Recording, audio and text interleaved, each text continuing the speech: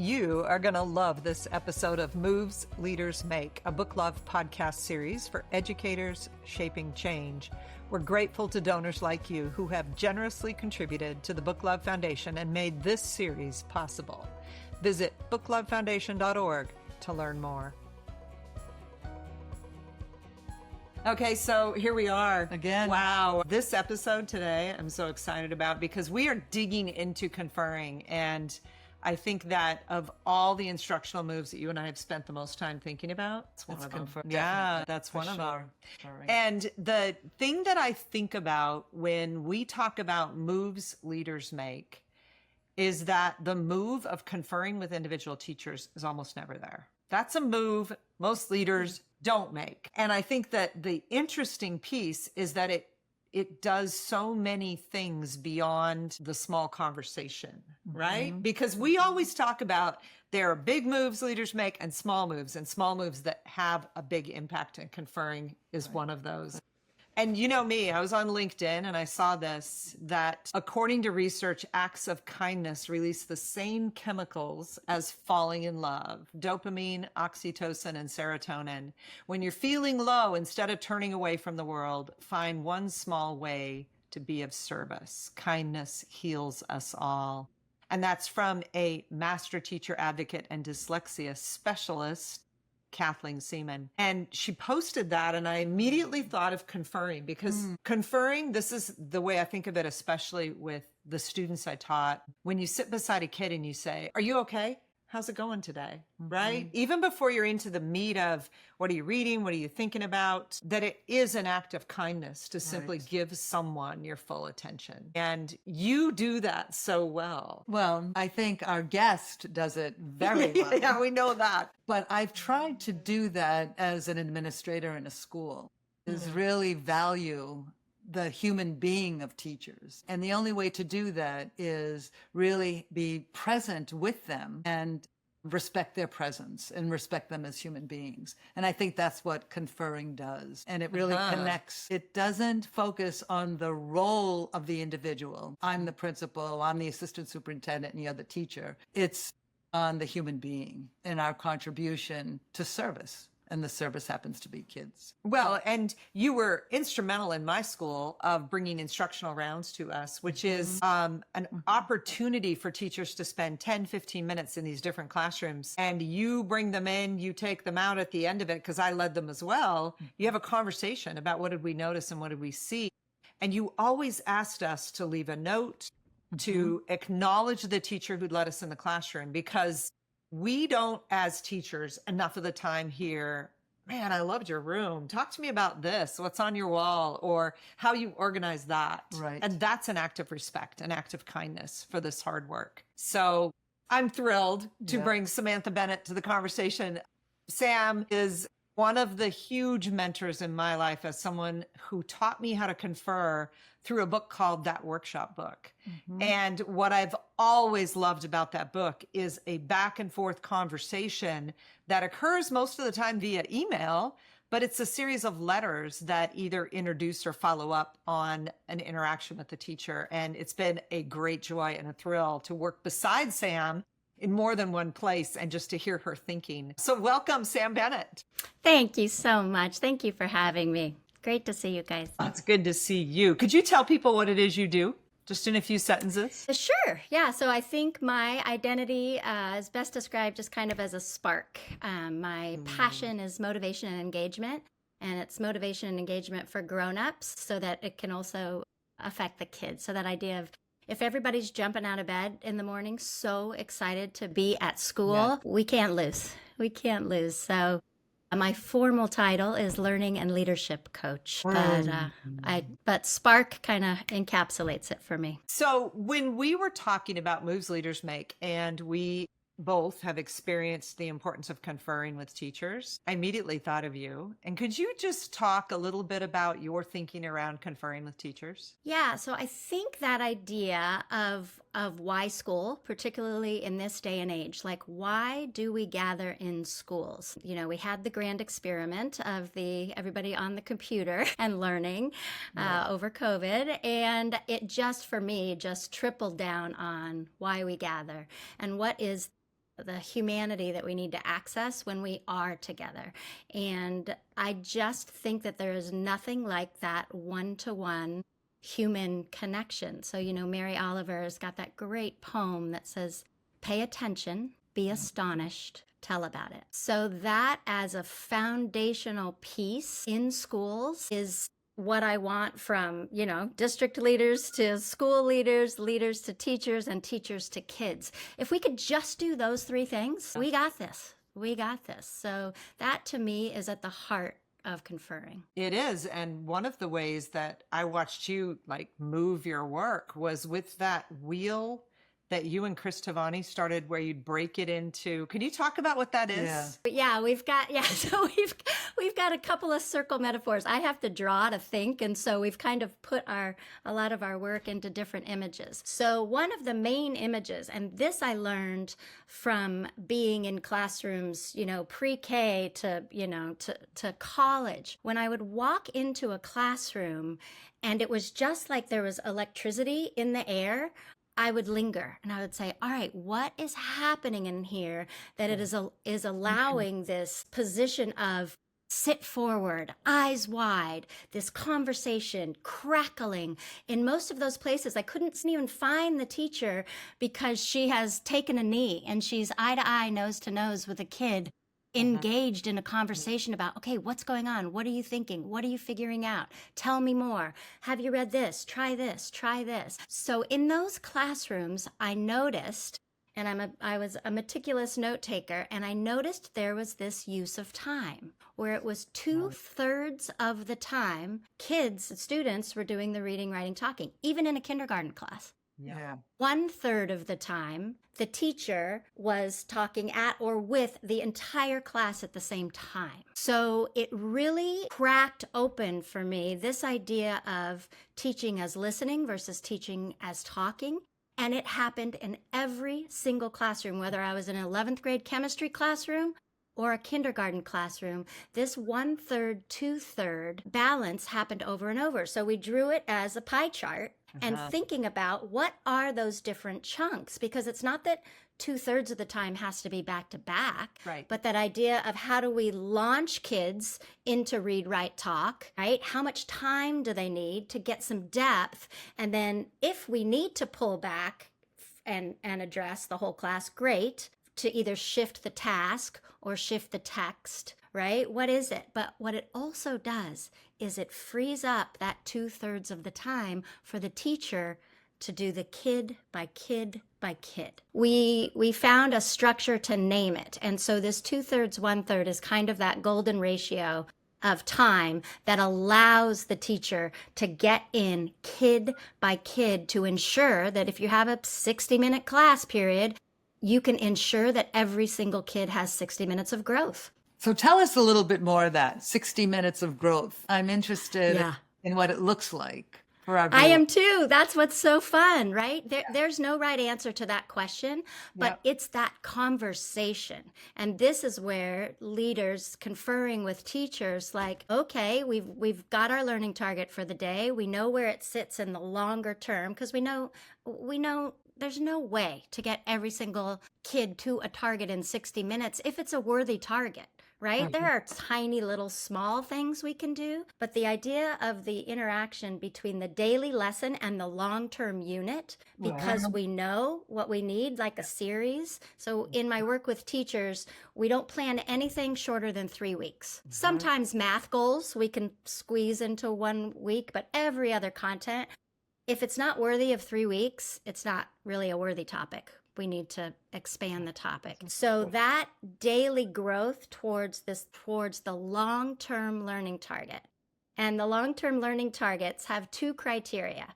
1, 10 years from now, we'll still need to know it. And 2, you can say how it will make somebody a better human if they know it or can do it. So the long-term targets have those 2 really worthy goals, and then how the daily targets build towards those long-term targets, whether they're knowledge-based, skill-based, or really going towards those big understandings. That's the other piece. So what's fun is when you're talking with teachers, like, okay, so where does today fit in the big picture? And what might 60 minutes of growth for each kid look like? How will we know? Can we tell from annotations? What will we be able to tell from exit tickets? What will we tell from letting kids talk in small groups and walking around scripting what they're saying, right? Because the only way we know if kids are cognitively engaged is what they say and what they make. So that's the other key to that 2/3 of the time being for kids to read, write, and talk and hold their thinking in a variety of ways, both orally and in writing, because that's the only way we know what that might look like. My head just spins when I talk to you. One of the pieces that I love is the idea, how does this make you a better human? Coupled with, is this going to be important in 10 years? Because right now we are in kind of a mass panic, I would call it, over AI. If you listen to teachers and leaders talking about you've read all these articles, I'm sure, where a student at NYU said, I've got it voice to text in my phone. So while they're talking about the assignment, it's going straight into AI. They're producing the paper. Right. So when my last semester, as I was talking to my students about AI, and they were like, but why would we read if AI can just tell us what it is, right? And so it is good that we have to explain that. Reading is more than knowing what the book is about. That is like the least thing I'm concerned about. What I'm interested the lowest bar, right? Right. Yeah, lowest bar. And yet, have we set up classrooms where that was an acceptable bar? Could you tell me what the book was about? And so I say to students, that is the last thing I'm interested in. This is the kind of work we're going to do so that you can tell me how this book is changing, what you think or what you believe or who you are. Right. And what you might do. Yeah.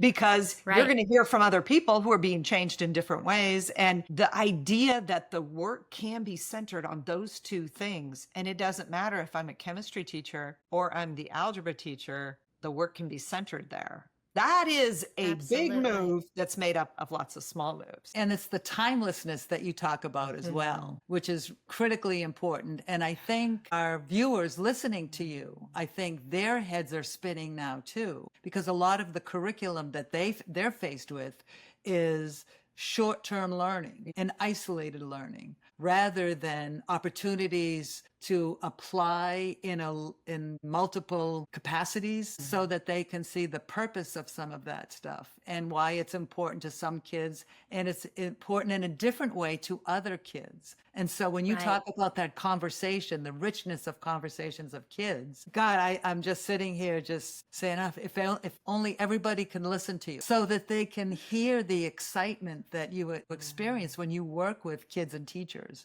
who value these same type of basic principles that you talk about. I got goosebumps because I too get excited about some of these things because I've seen it with kids. If they're given that opportunity, they thrive. And that's what we want. We want kids to thrive. And grown-ups.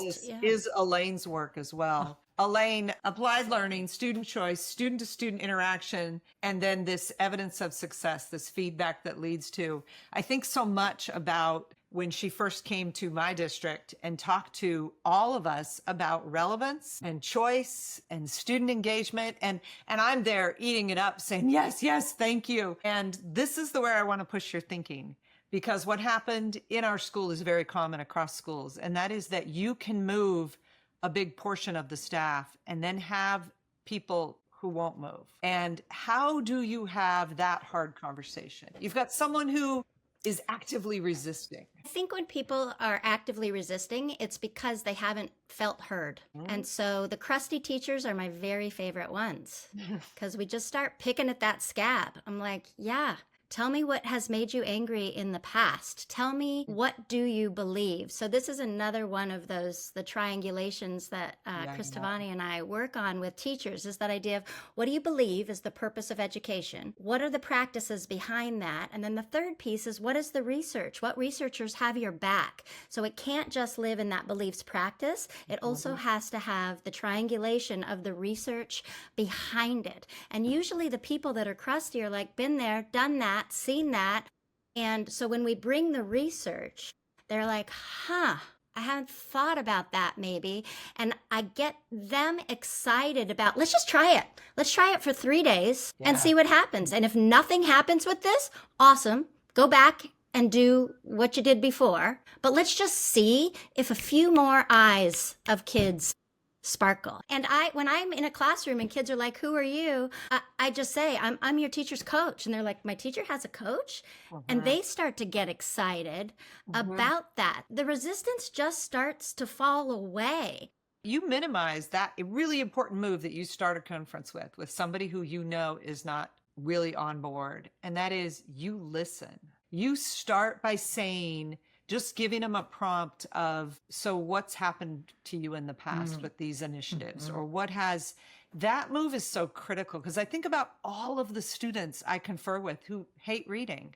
And I will say, talk to me about reading. I remember with this one boy, I said, is it hard for you? And he went, it's always been hard. Most people don't want to do something that's hard all of the time. And that listening piece is the piece we forget. I was conferring with a group of 8th graders in a teacher's classroom, and he had them read 2 books so slowly that 2 books took the entire year. And these kids were, and and one of them I listened to on Audible on my way to the school, and it was written by a 45-year-old woman. It was her perspective on something. And I was like, imagine you're 13, 14 years old and you're supposed to stay in her voice, right? Right. But I can't go there with any of it. But I said, can I just confer with them about reading for the first 10 minutes while they're reading? And at the end of the lesson, he said, I want to know what questions you asked them, because you got every one of them talking. And I said, oh, it has nothing to do with the questions, because I don't know the questions that I'm going to ask. It is honestly just saying, so talk to me about what you're thinking about reading right now. And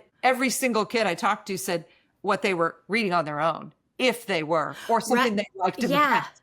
So you don't lead with the perfect question. You lead with listening. No. Yeah. Well, and I think what you just named is the key to help both leaders and teachers confer better. Do not ask a question you know the answer to. Yeah.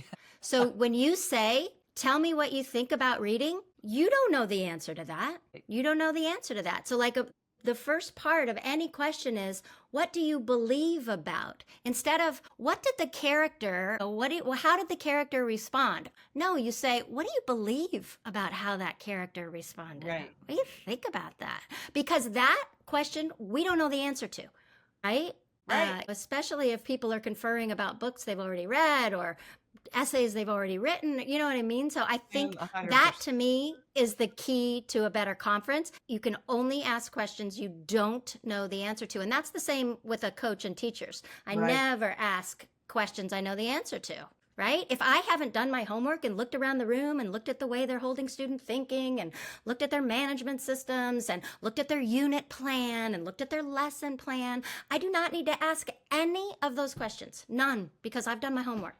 But this is so valuable for our listeners to hear you guide us through that thinking, because I think that that's a skill that not all leaders have, just naturally. And I think that's one with practice and with some very specific guidelines to just listen and have open-ended questions like you're guiding us to do, I think would do wonders with establishing a personal relationship with teachers. In my work, a lot of teachers just feel like one of the mass. Yeah. And so how they feel, and that's what you have addressed, is like you ask them how they feel about some of this sort of stuff. I think that's overlooked by many of us. And I've been a leader. And so I'm thinking a lot about, I remember a colleague of mine saying, I don't have time to confer with the 150 teachers that I have. And of course, my response is, you don't have time not to, because this is such an important skill. And for your teachers, you're modeling for your teachers an important skill that they can do with their, as you guys just talked about. Yeah. So I really appreciate what you're adding to the depth of learning to our listeners, because it takes practice to do that. One of our things that we've tried to work with teachers on or leaders on is having a conferring notebook, somewhere to take notes, that has a teacher's name on every other page. And because it's only through my conferring notebook by class that I can skip ahead and go, oh my gosh, this kid's been absent the last 3 times I did this. And I haven't talked to this kid in a while. Even though there's these little, like they come in the room and I'll be like, hey, how are you? Oh, so good to see you again. No, it's the conferring about Talk to me about what you're thinking about, what this first draft that you've done. Talk to me about where I can help you. What is it? If I don't sit down and have that 3 or 4 minutes, that is a different conversation, right? That means that kid feels outside of the conversation that we could be having. And that what we try to say with principals is you keep those, so you can flip through your conferring notebook and be like, wow, I've tried to see this teacher 4 times and I'm going to make that a priority today to spend 4 or 5 minutes with that teacher, because everyone can slip through and you have to have a system. And I think with AI, there's so many systems. I mean, colleagues are showing me these unbelievable ways to use just voice memo, right? Yeah. And just set your phone in front of them, and then it transcribes it, and then it synthesizes it. So, I mean, we can stay present and have other ways to take notes, but that for me, I believe civilization rests on a good thank you note, right? So that's why I really write, back and forth. Yeah. Yeah, back and forth. And email used to work well, but everybody's over email. So even just text back and forth, any way to document what was the conversation we were having the last time we met and what was the depth around that. But that's also why I think, like coaching cycles and principal cycles and focus, because we can't hold everything up here, especially principals with everything else they have to do. Oh my God, there's just no way. So, there's so many ways that technology can enhance our work so that we can stay present, human to human, eye to eye, nose to nose. Like, when someone is struggling and wrestling and stuck versus like completely engaged and energized. And that's what we need. We need to be little plugins of energy for each other when people are feeling low. So to ramp them up and get the energy we need and the energy that kids need to thrive. Like, they need us. They need us so much. I just have one question for those that are listening that are saying, I'm going to try this. If you could give them 3 things to think about if they really want to begin. It's the beginning of the school year. They want to start conferring with their teachers. What advice would you give them? Well, it's the 3 things Mary Oliver tells us. Pay attention, be astonished, tell about it. That's it. I love that. And we are going to put her poem in the show notes, because I have written that I don't know how many times in my notebook. It's just so critical. So we end all of our little interactions with leaders with this question. What are you reading? Let's see. I'm reading one book that has been blowing my brain called The Soul of Money. And it is by Lynn Truss. And the coolest thing about it is it's really about abundance, an abundant mindset, a scarcity mindset, and then this idea of sufficiency. What is enough? And I think that it just gets to all parts of our lives, and it has been really inspiring me lately. Okay, so since you say that, really big idea thinking that I think you would like is Your Brain on Art. And I love that book. Oh my God, I love that book. And I mean, since you say that, I'm going to put in a little plug. So because I've done so much curriculum development work with teachers, when a project ends, they just say, thank you so much. You have reignited my passion as a creator. And that side of me that I got into teaching that I thought I would be able to use so much more than I am. So I started a gathering that is outside of school to also reignite that spark. And it's called the Rutabaga Winter Retreat, and it's over President's Day weekend. And this year we have 4 mentor artists that are coming. And so you get 3 hours with each mentor artist, and then there's 9 hours of open studios to make. And there's meditative hikes, and there's sound baths and massages.